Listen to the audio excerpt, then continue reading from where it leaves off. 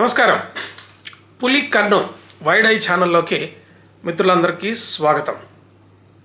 మాయాబజార్ ఒక సాంఘిక సినిమా అని ఈ పరంపరలో మనం మాట్లాడుతున్నాం. ఈ పరంపరలో మనం 5వ సంచికలోకి వచ్చాం. పోయిన ఎపిసోడ్లో మాయాబజార్ సినిమాలో సైన్స్ ఫిక్షన్ ఎట్లా ఉంది అని మాట్లాడుకున్నాము. అందులో సత్యపీఠం, ఆ తర్వాత దూరదర్శనం, ఇవన్నీ గురించి కూడా మనం మాట్లాడుకున్నాం. సత్యపీఠం ఒకటిను, ప్రియదర్శిని పెట్టిక. ఈ పేటికలో ఉన్నటువంటి ప్రత్యేకత ఏంటి, అక్కడ మానవ మనస్తత్వాలు ఎట్లా బయటకు వచ్చినాయని చెప్పి మనం మాట్లాడుకున్నాం. నా ఛానల్ చాలామంది చూస్తున్నారు. ఒక సూచన ఏంటంటే, సబ్స్క్రైబ్ చేయని మిత్రులు ఎంతోమంది చూస్తున్నారు. మంచిదే, సంతోషమే. కానీ మీరు సబ్స్క్రైబ్ చేసి పక్కన ఉన్న బెల్ బటన్ని నొక్కితే నేను వీడియో పెట్టిన మరుక్షణమే మీకు సమాచారం అందుతుంది. అంతేకాకుండా మీరు షేర్ చేస్తే ఎక్కువ మంది దీన్ని చూసేటువంటి అవకాశం ఉంటుంది. కనుక మిత్రులందరికీ సూచన ఏంటంటే, షేర్ చేయండి, సబ్స్క్రైబ్ చేయండి, బెల్ బటన్ నొక్కండి. ఇంక విషయంలోకి వద్దాం. పోయిన సంచికలో మనము ఈ ప్రియదర్శిని పేటిక వరకు ఏం జరిగిందో మనం చెప్పుకున్నాం. దీని తర్వాత కట్ చేస్తే వచ్చేటటువంటి దృశ్యం మనం దేని గురించి మాట్లాడుకోవాలంటే,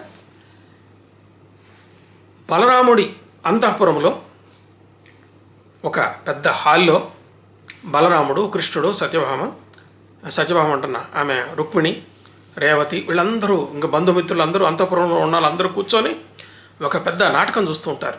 శ్రీకృష్ణుడు బాల్య క్రీడలు చూస్తూ ఉంటారు. ఈ అయిపోయే లోపల కృష్ణుడు ఒకసారి మాను పడిపోతారనమాట. బిగుసిపోయి శిలలాగా అయిపోతాడు. అందరూ కూడా ఆశ్చర్యపోతారు. ఏం జరిగిందని చెప్పి కృష్ణుడు వైపు తిరిగి, కృష్ణ ఏం జరిగిందని చెప్పి బలరాముడు అడుగుతాడు. ఏముంది, కౌరవుల దురాగతాలకు అద్దు లేకుండా పోయింది. మాయాద్యూతంలో కౌరవులను, పాండవులను ఓడించి వాళ్ళ రాజ్యము సంపద అంతా లాక్కొని వాళ్ళని అడవులకు పంపుతున్నారు అని చెప్పి కృష్ణుడు అంటాడు. ఎంత కండకవరం, వాళ్ళకి ఇంత అన్యాయం చేస్తారా అని చెప్పి బలరాముడు అంటూ ఉంటాడు. అప్పుడు పక్కనే సాత్యకు ఉంటాడు. అన్నయ్య, మీరు నాకు అనుమతి ఇవ్వండి, చతురంగ బలాలు తీసుకొని పోయి కౌరవుల మీద యుద్ధం ప్రకటించి వాళ్ళని జయించి పాండవులకు రాజ్యం అప్పచెప్తానంటాడు. అనేసరికి బలరాముడు అంటాడు కదా, అంత అవసరం లేదు, అన్యాయాన్ని నేను కూడా సహించను, నేను ఇప్పుడే హస్తినాపురానికి వెళ్తాను, వెళ్ళి దుర్యోధనుడితో మాట్లాడతాను. దుర్యోధనుడితో నా మాట ఎప్పుడు కాదనడు, నాకు ప్రియ శిష్యుడు దుర్యోధనుడు నా మాట ఎప్పుడు కాదనడు. అన్యాయంగా లాక్కున్నటువంటి వాళ్ళ రాజ్యాన్ని తిరిగి నేను పాండవులకు అప్పచెప్పి వస్తాను, రథాన్ని సిద్ధం చేయని చెప్తాడు. ఇప్పుడు కనుక కారు రెడీ చేయని చెప్తారు కదా, అదే పద్ధతిలో చెప్తాడు అన్నమాట. సరిగ్గా ఈ ఘట్టం ఇదంతా ఇక్కడ ఈ మానవ మనస్తత్వాలన్నీ ఎంత బాగా బయటపడతాయంటే, పాండవుల రాజ్యం అంతా కౌరవులు లాక్కొని వాళ్ళు వనవాసానికి పంపిస్తున్నారు అనగానే రేవతి రియాక్షన్ చూడాలి. సరిగ్గా ఇప్పుడు ఆస్తి పోయింది అనగానే తల్లి ఒక ఇల్లాలు వెంటనే వాళ్ళ శత్రువులుగా భావించి ఇంకొకళ్ళని మిత్రులుగా భావించడం అనేటట్టు ఈ సైకాలజీ ఎలా ఉంటుందో, అప్పుడు ఏం జరుగుతుందని రుక్మిణి అంటే, అప్పుడు పక్కనే ఉన్న రేవతి ఏముంటుందంటే, ఏది ఏమైనా వచ్చేది మనకే కదా అంటది. అంటే ఇక్కడ గమనించాల్సిన అక్కడ విషయం ఏంటంటే, సుభద్ర అక్కడ ఇంద్రప్రస్థంలో ఉంటుంది. మరి పాండవులు అందరూ వనవాసానికి పోతారు కదా. అప్పుడు సుభద్ర ఈమెకి భర్త చెల్లెలు తిరిగి అక్కడికి వస్తే పుట్టింటికి వస్తుంది, వచ్చే కష్టం అంతా మనకే కదా అంటది అనమాట. అక్కడే వెంటనే ఒక సైకాలజీ ప్రకారం ఒకటి ఏమంటారంటే, ఒక భార్యకి తక్షణం ఎవరు శత్రువులు అంటే ఆమెకి భర్తకున్న చెల్లెళ్ళు అక్కలే శత్రువులుగా చూస్తారట ఎక్కువ మంది. అంటే అందరూ అట్లని కాదు. సరిగ్గా రేవతి ఇదే ప్రదర్శన చేస్తుందన్నమాట. ఇదే మానవ మనస్తత్వాన్ని చెప్తుంది. పాండవుల ఆస్తి పోయిందనగానే తక్షణం వెంటనే ఇలా రియాక్ట్ అవుతుంది. ఏ కష్టం వచ్చినా మనకే కదా అంటది. సరే, దీన్ని ఇక్కడ కట్ చేస్తే బలరాముడు చాలా కోపంతో ఆయన హస్తినాపురానికి బయలుదేరి అక్కడ కట్ చేస్తే అక్కడ సీను అక్కడ హస్తినాపురంలో దుర్యోధనుడు మందిరానికి వెళుతుంది. దుర్యోధనుడు మందిరంలో అక్కడే అప్పుడు దుష్ట చతుష్టయం కూర్చొని ఉంటాడు. శకుని, దుర్యోధనుడు, కర్ణుడు, దుశ్శాసనుడు కూర్చోనంటే ప్రతిహారి వచ్చి గురుదేవులు బలరామదేవులు విచ్చేస్తున్నారని చెప్తాడు. అప్పుడు దుర్యోధనుడికి గుండెలో ఎలక్కాయ పడ్డట్టు వాము అని అనుకుంటాడు అనమాట. అంటే వాడు అసలే కోపదారి, తన గురువు, పాండవులకు అన్యాయం చేశామని చెప్పే సైకాలజీ దుర్యోధనుడికి ఉంటుందన్నమాట. ఇక్కడ సరిగ్గా ఈనాటి మానవులు ఎలా ప్రవర్తిస్తాడో శకుని, దుర్యోధనుడు వీళ్ళందరూ అలాగే ప్రవర్తిస్తారు. అప్పుడు ప్రతిహారికి పిలిచి ఈ శుభవార్త తెచ్చావు, ఈ కానుక తీసుకొని అంటాడు.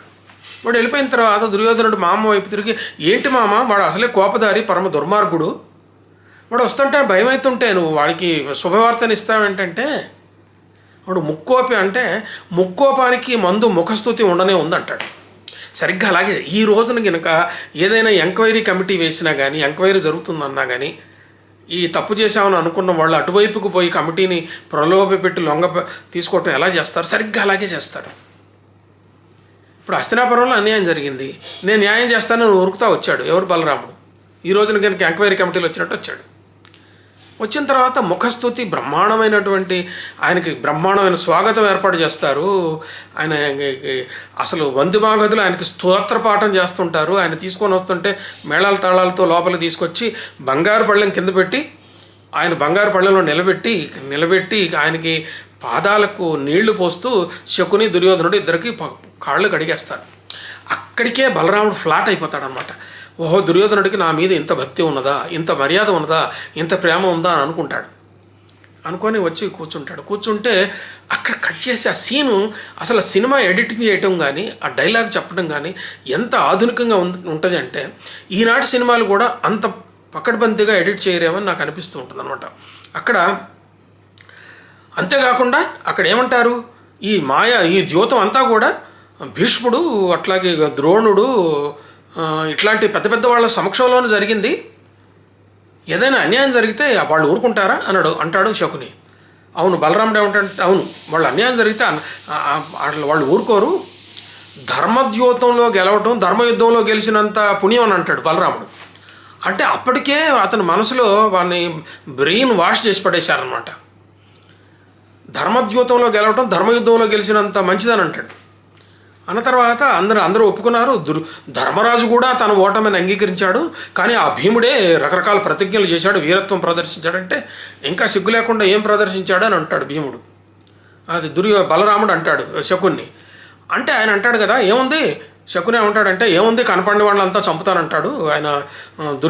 దుశ్శాసనుడు రొమ్ము చీలుస్తానన్నాడు, దుర్యోధనుడు తొడలు విరగొడతానన్నాడు, అదన్నాడు ఇదన్నాడు అని చెప్పి అంటుంటే, అప్పుడు నేను కూడా ఉండబట్టలేక, మీరు ఎన్నైనా చెప్పినా కానీ కొండంత దేవుడు, కొండంత బలం మాకు బలరాముడే మా పక్షాన ఉన్నాడని నేను అన్నాను. కానీ అప్పుడు అని చెప్పి భీముడి మీద చాడీలు చెప్తాడు శకుని. ఎట్లా చెప్తాడు చూడండి. అప్పుడు భీముడు ఏమంటాడు, వాడు ఆ ముసలి, ఆ యాదవుడు ఆడు నన్నేం చేస్తాడని భీముడు మిమ్మల్ని కూడా తిట్టాడని అంటాడు. అనేసరికి బలరాముడికి పట్టరానంత కోపం వచ్చింది. కోపం వచ్చి, వాడు పరమ దుర్మార్గుడు, ధూర్తుడు, వాడు ఇట్లా అన్నాడా అని చెప్పి అంటాడు. అంటే అప్పుడు పక్కనే ఉన్న దుర్యోధనుడు ఒక మాట ఏమంటాడంటే, గురువర్య, ఈ గొడవ అంతా నాకెందుకు, ఒక పని చేస్తాను, నాకు వచ్చిన పాండవుల రాజ్యం, వాళ్ళ సంపద అంతా కానుకగా మీ పాదాల చెంత పెడతాను, మీరే వాళ్ళకి ఇచ్చేసేయండి, నాకు ఈ గొడవ అంతా ఎందుకని చాలా వినయంగా అంటాడు అనమాట. అంటే వద్దు, అక్కర్లేదు, అపాత్ర దానం కూడా తప్పే, వాళ్ళని అనుభవించని అంటాడు. నీ వితరణశీలానికి మెచ్చి, అంటే వాడికి వచ్చిన రాజ్యం అంతా ఇస్తానంటున్నాడు కదా, అది వితరణశీలం అనమాట. దుర్యోధన, నీ వితరణశీలానికి మెచ్చాను, నీకే వరం కావాలో కోరుకుంటాడు. అనేసరికి ఈ లోపల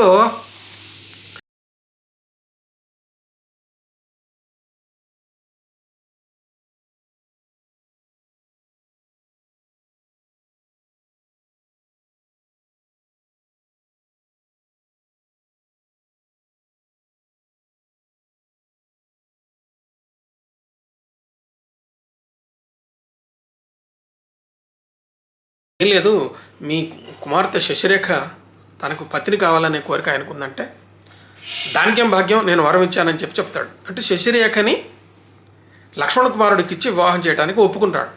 అయితే ఇక్కడ బలరాముడు ఒక ఆవేశంలో ఒప్పుకుంటాడు అనమాట. అంటే ఏంటి, ఫ్లాట్ అయిపోయి వాళ్ళు శకుని దుష్ట చతుష్టయం చేసినటువంటి సన్మానానికి విపరీతమైన పొగడతలకి లొంగిపోయి ఫ్లాట్ అయిపోయి వెంటనే వరం ఇచ్చేస్తాడు. ఇక్కడ ఒక విషయం బలరాముడు మర్చిపోతాడు. ఏమిటా విషయం అంటే, సుభద్రకి ఇంతకుముందు మాట ఇచ్చాడు, శశిని కోడలు అని చెప్పి సుభద్రకు మాట ఇచ్చాడు. ఆ సంగతి ఇక్కడ మర్చిపోయాడు. కానీ తర్వాత ఇంటికి పోయిన తర్వాత గుర్తొచ్చేసరికి అక్కడ తర్వాత మళ్ళీ మాటలు జరుగుతాయి. ఇక్కడ ఈ సందర్భంలో ఒక రేవతి, ఒక బలరాముడు, ఒక శకుని వీళ్ళు ముగ్గురు కూడా ఈ రోజున సరిగ్గా 21వ శతాబ్దంలో మనుషులు ఎలా ప్రవర్తించారో, ఎలా మాట్లాడతారో సరిగ్గా మాయాబజార్ సినిమాలో అలాగే ప్రవర్తించారు. అంతేకాదు పింగళ నాగేంద్రరావు రాసినటువంటి డైలాగ్స్, ఆ సంభాషణలు కూడా ఎలా ఉంటాయంటే చక్కటి వ్యవహారిక భాష, ఏమాత్రం గ్రాంధికం లేదు. తర్వాత వచ్చిన ఎన్టీ రామారావు సినిమాల్లో, పౌరాణిక సినిమాల్లో వీరగ్రాంధికం వాడటం, అయ్యారి, అయ్యహో వగైరా వగైరా రకరకాల సంస్కృత సమాసభూయిష్టమైనటువంటి సంభాషణలు మనకు కనిపిస్తాయి. కానీ 1957లోనే అంతకంటే చాలా ముందు వచ్చినటువంటి మాయాబజార్లో ఇలాంటి ఏముండవు. అచ్చం మన ఇంట్లో మనం మాట్లాడుకుంటే ఎట్లా మాట్లాడతారో పాత్రలు కూడా అలాగే మాట్లాడతాయి. అంతేకాదు ఇప్పుడున్నటువంటి మొత్తం లక్షణాలన్నీ మనుషుల లక్షణాలు అన్నీ కూడా బలరాముడు, రేవతి, శకుని వీళ్ళందరిలో ఉంటాయి. పేర్లే బలరాముడు, పేరే రేవతి, పేరే సుభద్ర. కానీ ఆ కథ అంతా నేటి కథే మాయాబజార్. అందుకే మిత్రులారా, మాయాబజార్ అన్నది ఒక సాంఘిక సినిమా అని చెప్పి ఈ ఘట్టంలో కూడా తెలుస్తుంది. మనం వచ్చే సంచికలో ఇంకా కొన్ని మంచి విశేషాలు మాట్లాడుకుందాం. ఇంకా సైన్స్ ఫిక్షన్ ఎలా ఉందో ఇవన్నీ మాట్లాడుకుందాం. అంతవరకు సెలవు. అంతేకాదు మిత్రులారా, ఈ వీడియో మీకు నచ్చితే లైక్ చేయండి, వేరే మిత్రులకు షేర్ చేయండి, పులికన్ను వైడై ఛానల్కి సబ్స్క్రైబ్ చేయండి, పక్కనే ఉన్న బెల్ బటన్ నొక్కండి, మర్చిపోవద్దు. నమస్తే.